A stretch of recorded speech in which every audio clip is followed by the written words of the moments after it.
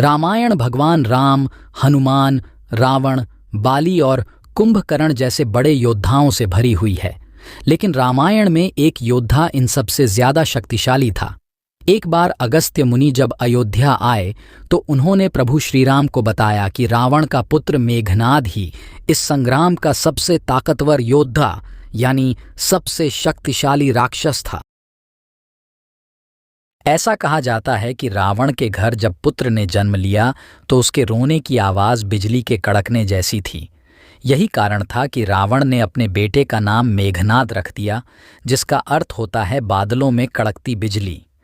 राक्षसों के सबसे बड़े गुरु ने मेघनाद के अंदर छिपे योद्धा को पहचाना था और उसे युद्ध के गुर सिखाए। उन्होंने मेघनाद को देव अस्त्रों का ज्ञान भी दिया, जिससे वो अधिक बलशाली हो गया था। मेघनाद अकेला ऐसा वीर था जिसके पास ब्रह्मास्त्र समेत पशुपत्रास्त्र और वैष्णवास्त्र थे। यही कारण है कि वो अकेला राम की पूरी सेना पर भारी था। दानव और देवों के बीच हुए एक युद्ध में रावण के पुत्र मेघनाद ने अकेले ही इंद्र को पराजित कर दिया था। इंद्र को हराने के बाद वो उन्हें बंधक बनाकर अपने साथ ले आया।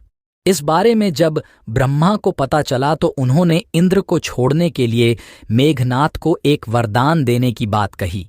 इंद्र को आजाद करने के लिए मेघनाद ने ब्रह्मा से सदा अमर रहने का वरदान मांगा। ब्रह्मा ने इससे इनकार कर दिया और उन्हें युद्ध में कभी परास्त न होने का वरदान दिया। ब्रह्मा ने मेघनाद से कहा कि तुम्हें कभी कोई युद्ध में परास्त नहीं कर सकेगा, लेकिन हर युद्ध से पहले उसे अपने पार्थेयांगिरा देवी के लिए यज्ञ करना होगा। ब्रह्मा ने ही मेघनाद को इंद्रजीत नाम दिया था। कुंभकर्ण का वध होने के बाद युद्ध भूमि पर कदम रखते ही मेघनाद ने कोहराम मचाकर रख दिया था। अपने मायावी शस्त्रों से उन्होंने राम की पूरी सेना को हिलाकर रख दिया था। भगवान राम से लेकर हनुमान तक मेघनाद को रोकने में असफल हो रहे थे। युद्ध में मेघनाद का अंत सबको असंभव लगने लगा था। रावण के भाई विभीषण ने भगवान राम से कहा कि मेघनाद जब यज्ञ करता है तब उसके पास कोई हथियार नहीं होता है। मेघनाद को बचकर निकल गया। बाद में रणभूमि में उसका सर्वनाश लक्ष्मण के हाथों हुआ। अगस्त्य मुनि ने राम को बताया कि इंद्रजीत रावण से भी बड़ा शूरवीर था।